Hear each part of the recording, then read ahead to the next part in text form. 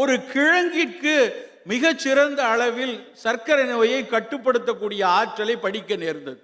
என்ன கிழங்கு என்று பார்த்தால் அது ஈழத்திலிருந்து வந்த ஒடியன்.